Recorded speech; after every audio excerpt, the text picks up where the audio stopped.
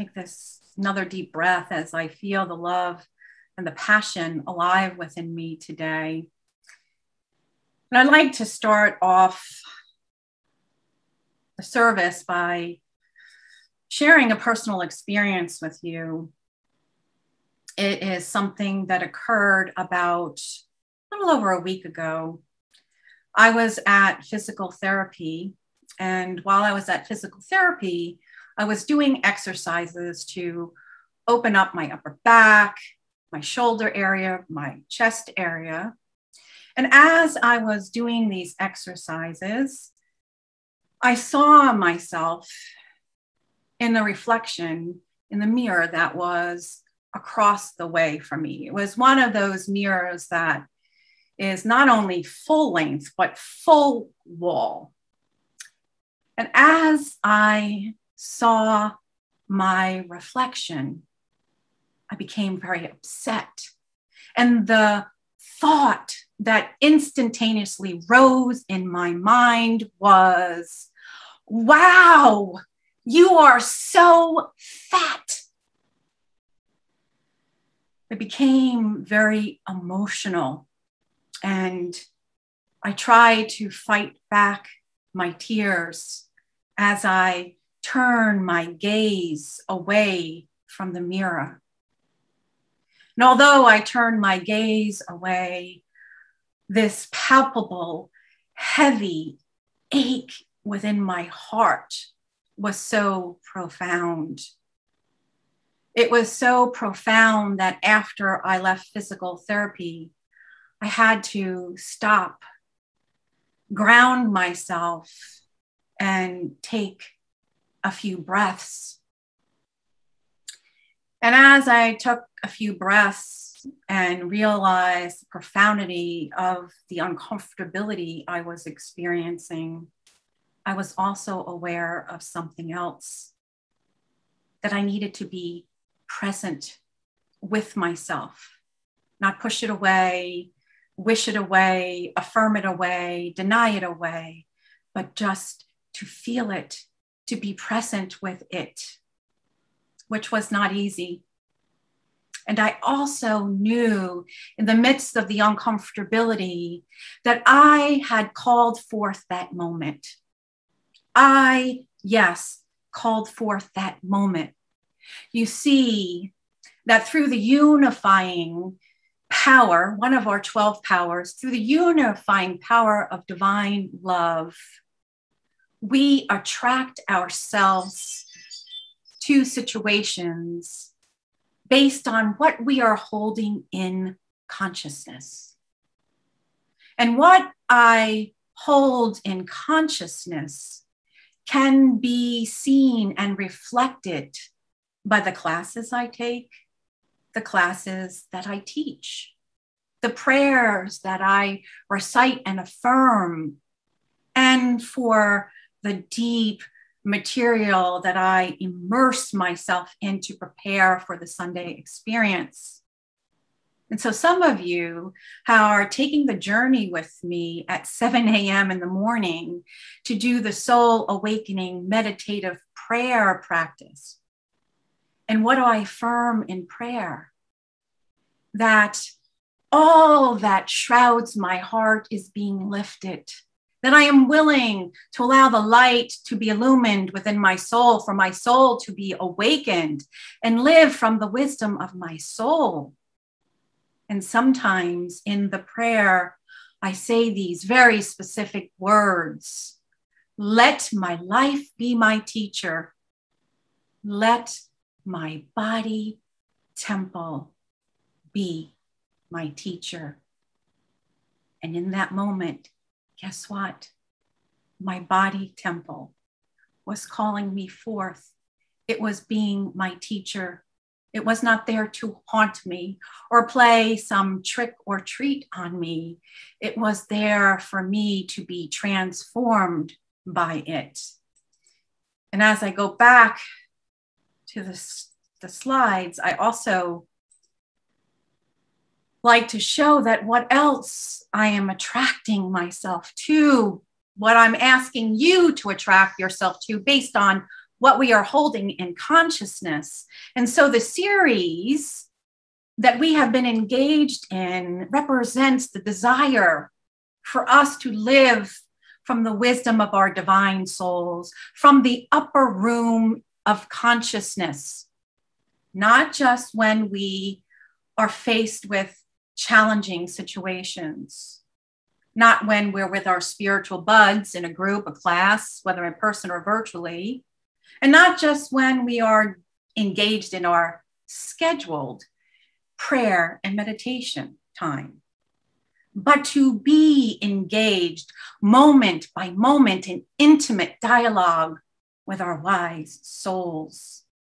And we can only do that if we are willing to look at our false beliefs that we hold. Paula in the sharing was sharing some of those that she was holding, right? And the thought that surfaced for me that I was willing to look at, the self-limiting belief I was holding is, wow, I am fat. But not only are we to look and be present to the beliefs that we are holding, but in order to live from that highest place, to have that intimate relationship with our souls and to be led moment by moment, we must also be willing to unshroud our heart, to be willing to look at our hurts, our grievances, and our wounds, the wounds of our heart. And so, as divine synchronicity would have it, where are we in the soul awakening practice? Wounds dissolving. So again, everything is my teacher, and you call things forth. I call forth things as we hold them in prayer and in consciousness. Now, my friends, you've heard me share before about uncomfortability with my body, painful experience. You see, since adolescence up into adulthood, I experiences many traumas of the body. I had some traumatic illnesses as an adolescent, traumatic back surgeries as an adolescent and as an adult. I experienced sexual assault, date rape, and was in an abusive marriage. And so, yes, I have looked at this wound from many different points of vantage points. I've done cognitive therapy, I've done somatic therapy, spiritual therapy, energetic therapy, denials, affirmations, and prayers. And so maybe you can relate when an old wound surfaces and you have that thought, there you are again. What says, was it the Thich Nhat Hanh? I think Dalai Lama too says, there you are again, my little friend. However, sometimes we don't call it a little friend, right? Or you may have that thought, will I ever be free from this? But in this moment, I felt there was less of impatience and more of wanting to have the desire to be empathetic. And it is so profoundly beautiful that the stuff that I've been engaged in has helped me tremendously. And one such passage that I found to be very comforting and soothing are the words of James O.D., where he shares, we live in a world of wound contagion. Wounds are often transmitted to others and can be sustained for generations, wreaking havoc in cycle after cycle of abuse and carnage. But these cycles can be skillfully interrupted when there is a commitment to the kind of truth that allows people to express their deepest pain. And only if they can do that and heal their hearts can they dream a new story. So I have underlined is generational. You see, the wounds that we experience are generational, perhaps go beyond this lifetime.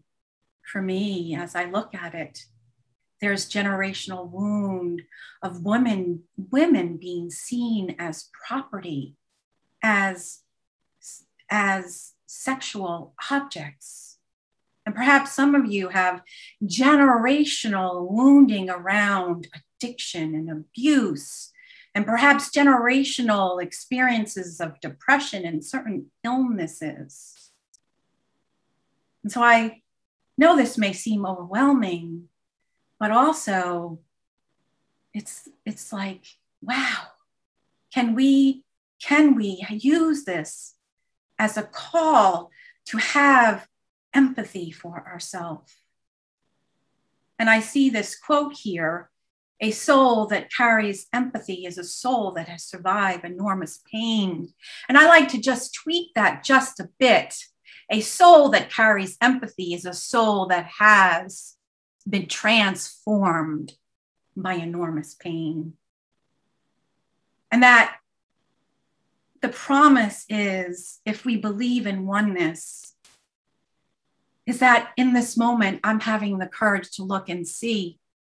In this moment, you, because you are here, are having the courage to look and see. All of you who have shared, whether it's this service in a class or another, who reach out to others, all of you have said yes to look and see.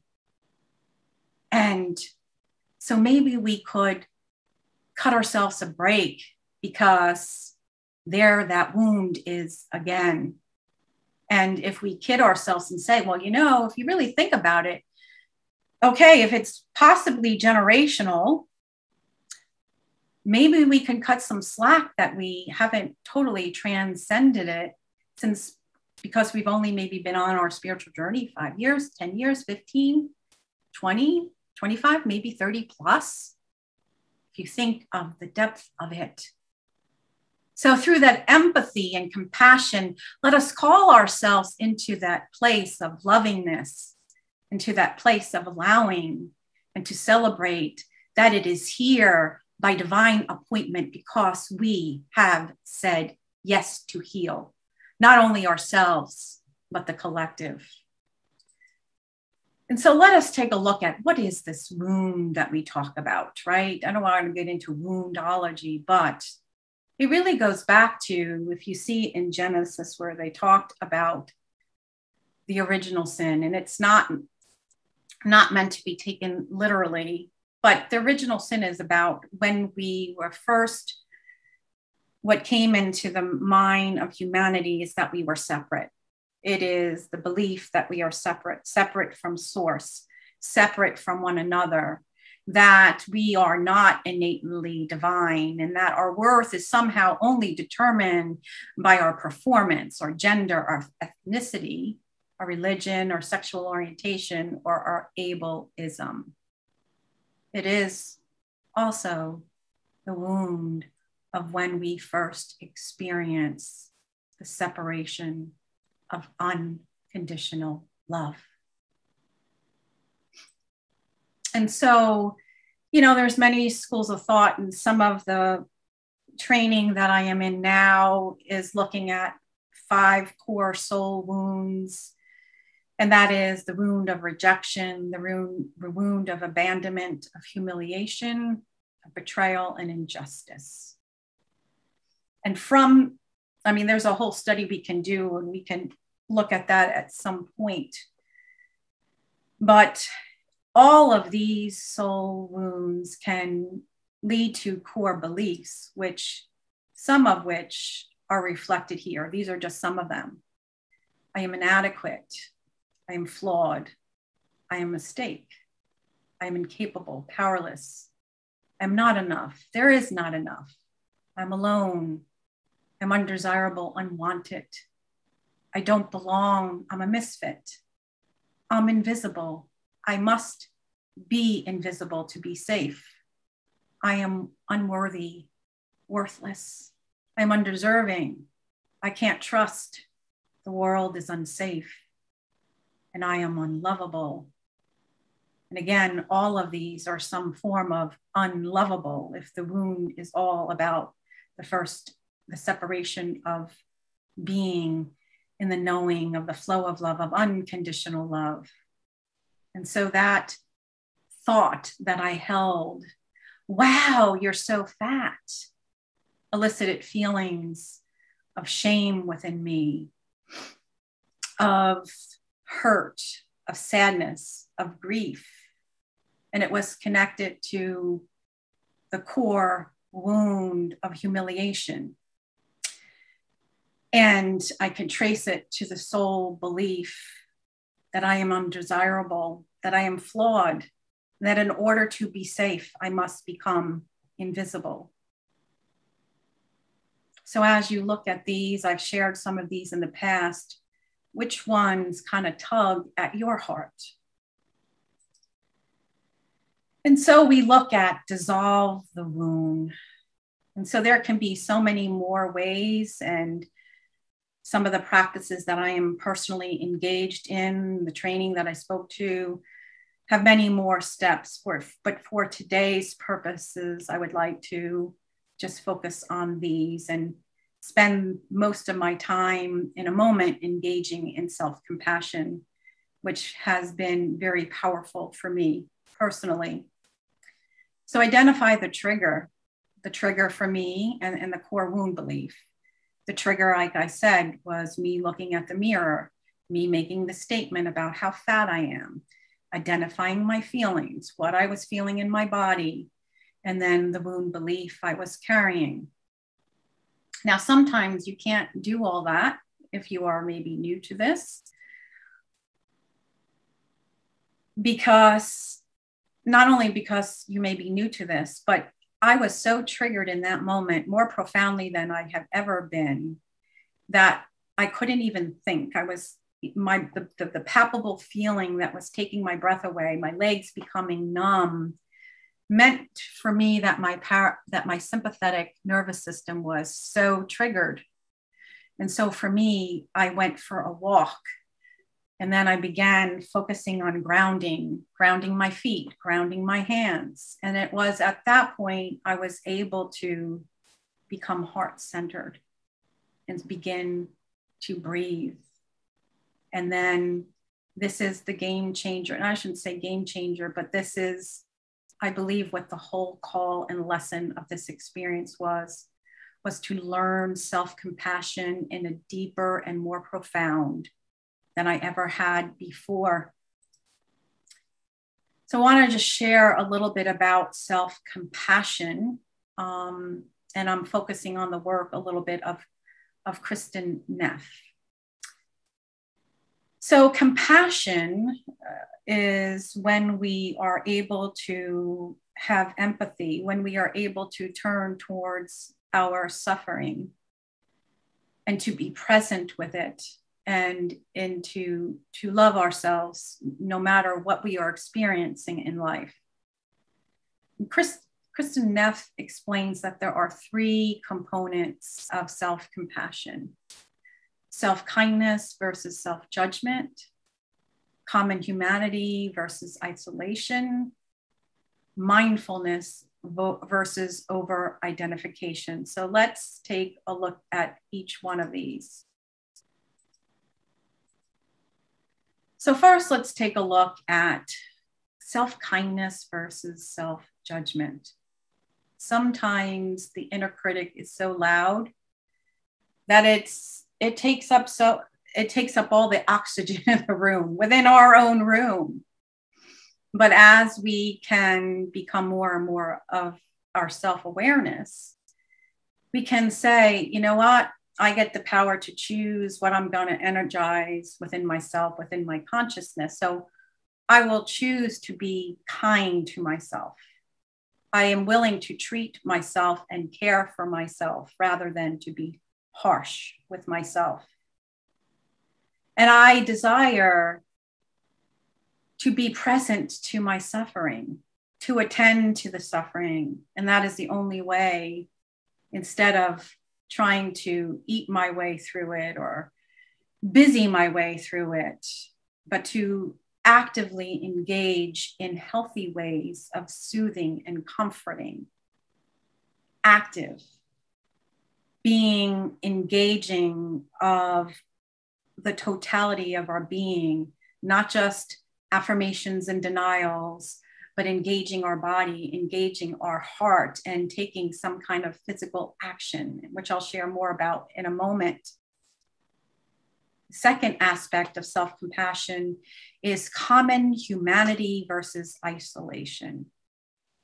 You see, sometimes we forget that the human journey is filled with impermanence, that things are living one moment and die a next moment, that things change. And actually, Michael Singer, in the book of The Soul Awakening, in the chapter under Wounds Dissolving, talks about that the primary purpose, yes, is to return to our divine nature, to the love of who we are. But that means a good portion of the human journey here in this separation experience is about dissolving our wounds, because it is what stands in the way. See, a lot of times we are so filled with shame, or we think like, maybe I'm flawed, but you're not. And maybe we're not willing to let go of the masks that we wear. You know, the cheerful, always upbeat person, the one who's always got it together, the one who's always centered and peaceful, the one who's holy, the one who's successful and has all the money, so on and so on and so on. So what do we do instead? We suffer in isolation and in silence. And so as I looked at this common humanity, and I remind myself, hey, this is generational. Not that I'm trying to get out of anything, but it's just about bringing that empathy and not wanting to isolate. I shared it with Matt, and I began to cry. And instead of walking away when I get intense, he's really learned to say, not try to solve it. Would you like a hug? Anyway, so for all of you who maybe, you know, like, I'm into the emotions, and Matt is a sensitive guy, but not as into them as I am. So I thank him. But not only did I break, you know, this isolation or the shame, but in that group that I'm involved in, the quantum living group, you know, there's an exercise where I shared the experience. Not only because I was willing to give myself compassion, but I was open to receive it from others. And so we move into the third aspect of self-compassion, mindfulness versus over-identification. Again, we notice the self-critic, and to turn towards the suffering rather than away, and to do that in healthy ways, to be present with the painful feelings, and not trying to go to the extremes where we're like vomiting all over the place, but yet also not running from it and suppressing it. And then she also shares something. The way that we may try to bypass our suffering and our feelings is that we immediately go into the problem-solving mode, right? It's like, let me have a plan for that. Oh, what do I need to say? Oh, maybe I need to go, you know what? I don't like the reflection in the mirror, so maybe I need to try a new diet plan. No, it doesn't mean that there not be a plan of action, but it is not to bypass this experience of self-compassion. Because many times when we get triggered, if we have bypassed this experience, then how we respond, yeah, maybe it's better than we used to respond, but it is not from the highest place that we possibly can be. And it comes maybe from that place where I need to speak my truth. It's my needs and yes, self-compassion is about being loving. But when we begin to be compassionate and can turn towards our suffering, lo and behold, we have a greater awareness of the suffering of others. And so instead of being victimized by things and coming from that place when we respond, it's maybe I can tap into whatever suffering may be alive within someone else. And so I spoke of that active acts of self-compassion. And here are just a few where you can engage the whole person, the whole mind, body, spirit. It is embodied movement.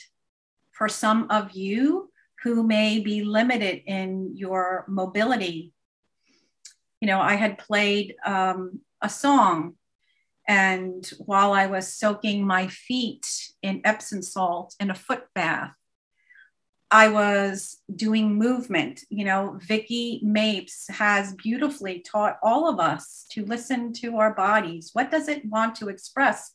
Yes, when we are standing and dancing across the floor, but she's also showed us that we can do it while we're sitting in our chairs. And so I thank you, Vicki, for being a model of that. You can wrap yourself in a blanket, listen to soothing music, sing to yourself. Some of you are like, okay, this is getting a little too airy-fairy for me.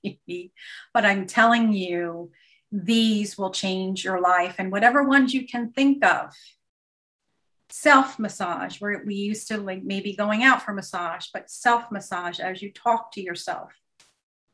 If you are an active person, more planting, getting your hands in the dirt, but do it with purpose. Plant something that represents your beauty, your essence, and be purposeful about it. Or to build something that represents, or, whether it's creating that pumpkin display or the images, like for mat or paintings. Write a love letter to yourself.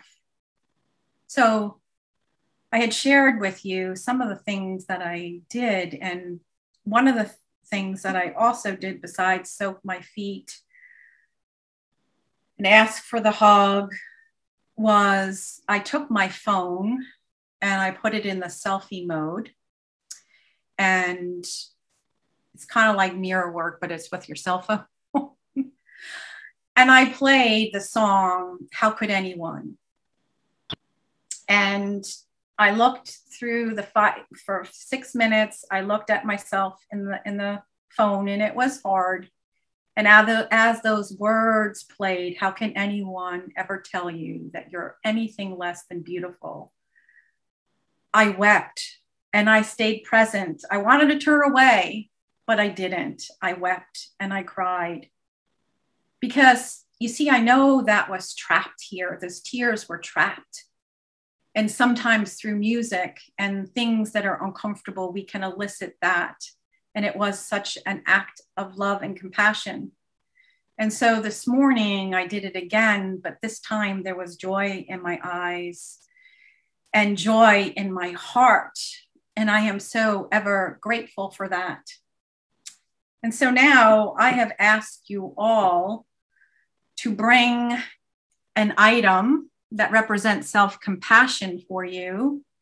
Or if you don't have an item, if you'd like to speak to anything about that for a couple moments. And here is something else that I wrap myself in. It is a hug blanket that has all kinds of words: grace, love, prayer, hope, faith, beauty, love. And so I'm going to stop the share. And I'm going to ask if anybody brought something with them or like to speak to anything, to please share. Kirsten? So happens to be a teardrop. Mm-hmm. Beautiful. Yes. So I can very much relate to what you were saying about just sometimes having to cry. So I think that sometimes helps. Yes. And it's being compassionate to yourself to allow yourself to do that. And it also represents the deep beauty and empathy that you hold in your heart, Kirsten. So thank you. Thank you. Gail. Yeah, I brought a heated neck wrap. So, and it has herbs in it. So it smells like nutmeg and cinnamon. So I get a lot of back and neck pain. Or sometimes I just get really cold from, the weather changing, and I'll heat this in the microwave for, a couple minutes. It gets nice and warm and toasty. and then I just wrap it around my neck, and it'll help with my aches and pains, or just to warm up. Like the other day on Wednesday, I was just having a really bad day and I didn't feel well. So I heated this up, and then I got under a cozy blanket and the cats all piled on me. And it just made me feel that much better. You know, I warmed right up, and being with the cats, I calmed down. So it's just a form of self-compassion for me that really works. That's beautiful. And boy, our pets do not model unconditional love. They are there through thick and thin with us, are they not? They really are. Yeah, beautiful. Thank you, Gail. Thank you. I have one. And I'm going to look for one of those. Anne? Good morning, everybody. Good morning. I chose to, I do a lot of things to help myself, but I chose to bring this morning some CDs of some favorite music. Sometimes the vibration of the music just lifts me up. And actually, when I do some journaling and spiritual work along with music that I love, I can like soar. I mean, it really puts me into a great state. So this happens to be classical banjo music, and it was combined with a harpsichord, classical banjo and a harpsichord, over at the Lenfest Center, where I have a little part-time job. Nice. And there was a show, and then I bought the t-shirt and the CD. No, I bought the CD. So you music helps. Right? I would have bought the t-shirt probably. There you go. But anyway, music helps me. Thank you. Thank you. Music is so soothing, and so thank you. Eileen. Hi, good morning, everyone. And my heart is very open right now. And thank you all. Thank you, Angela, and all for sharing earlier. And I actually couldn't pick one, so I do have two, but I'll be really quick. And one is this rose quartz heart, which is a very healing crystal, and it represents unconditional love and gives a sense of calmness and inner peace. And it's very special. And some of you know that I keep my wallet and my car key in my bra.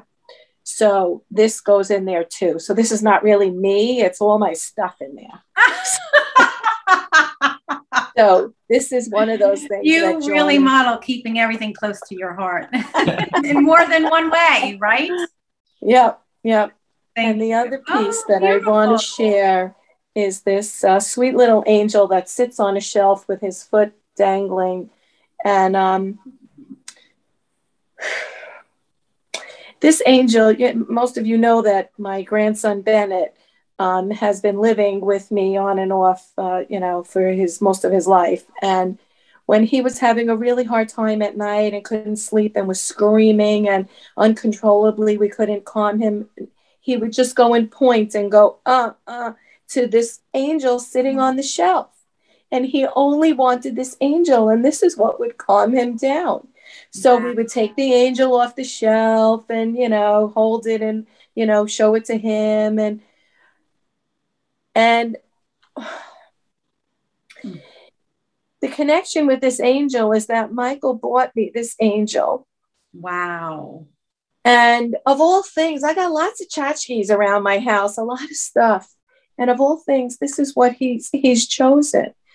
And even these last couple of days, Bennett has been, now that he's fine during the day, not crying, nothing, and he just wants the angel. Oh, how profound. And it's just that connection. And, with Michael, and especially now with Cooper not well, and Cooper's, dealing with, his days here on this earth plane.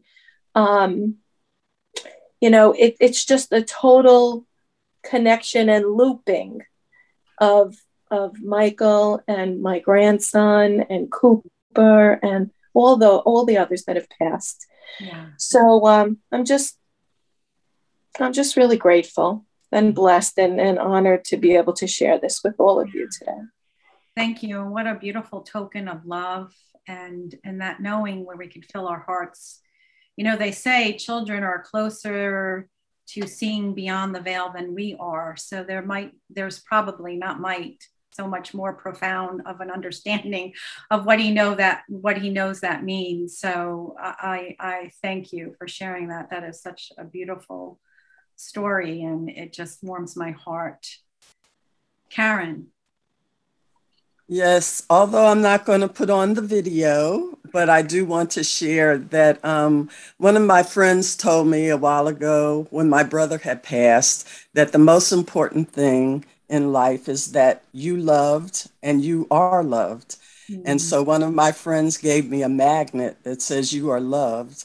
And so sometimes when I'm, really getting down on myself, then I think about what's important in life.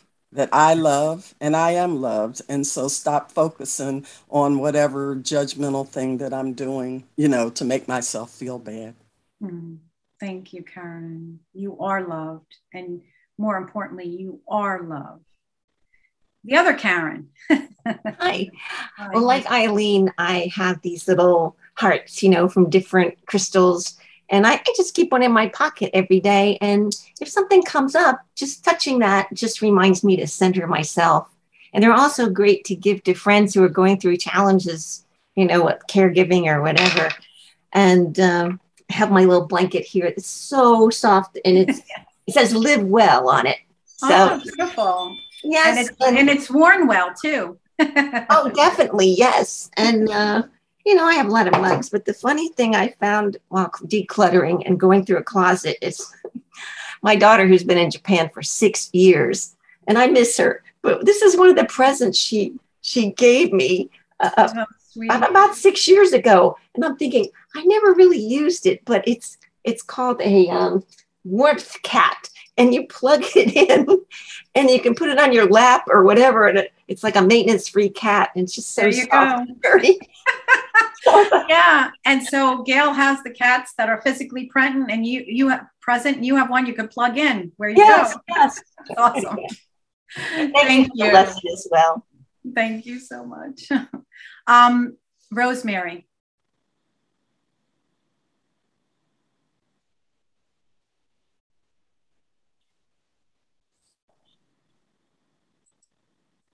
Okay, while we're working on the unmute, Donna, do you want to go first? Sure. So a number of years ago when I was doing some... Oh, I'm sorry. It's okay. I'm sorry. Let Donna share, and then I'll call on you. Okay, thanks. So a number of years ago, I was doing some pretty intense work trying to unearth and excavate wounds and, how they were causing me to show up in judgment and fear and a lot of things. And it was pretty intense. And we did a lot of inner child kind of work to identify wounds that, have been present since those early days. And in a catalog one day, I came across this. It's one of the willow. And while I never bought the actual statue, but this photograph, I think it's designed to be a mother and a child. But what it represents to me is how my adult self can nurture and love and make safe feeling my inner child. And so I keep this tape somewhere where I see it very often. And it just touched me very deeply when I saw it in that catalog. Beautiful. Yes. We are to be nurturing to ourselves. Rosemary. Oh, sorry, I didn't unmute my mic, okay. So I got a false start. I brought my cell phone yesterday for the first time. I own a cell phone now. I haven't before. It was always, how can I justify the monthly payment for this? And it's, and I don't really need it because I'll be just more careful. But I deserve this, and I deserve to feel safe. And so the cell phone makes me feel safe.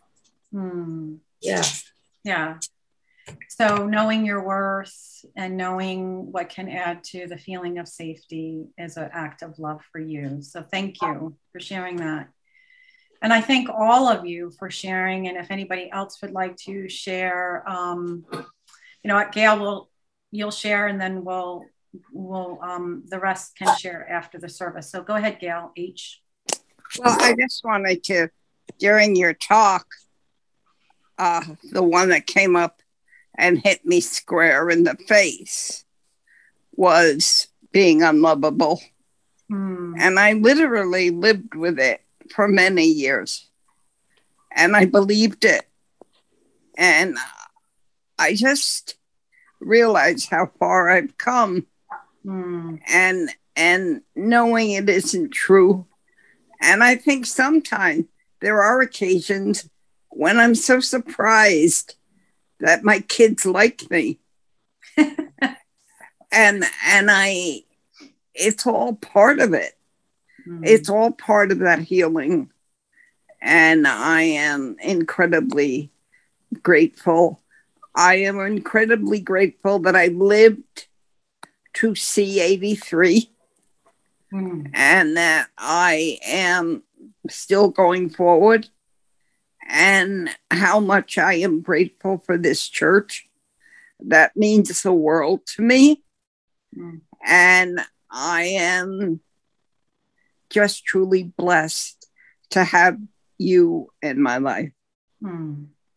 Well, we are blessed. I am blessed to have you. And what you speak so profoundly of is, yes, you know, we look at the hurts that come up, you know, from way back when, but also, you know, as I watch my mother go through, you know, the changes that comes with physical aging. And as I hear you share, we know that there's always opportunity, right, for those things to surface within us that might be painful, might be uncomfortable, but nevertheless, you are one of those voices of wisdom in our community that that reaches for the truth in the midst of whatever is going on. So I thank you, Gail, very much. Thank you, Angela. For all of you who shared, all of you are holding the high watch, all of you who are just opening your hearts and saying, yes, I thank you. And so we come to a close, and we're going to end.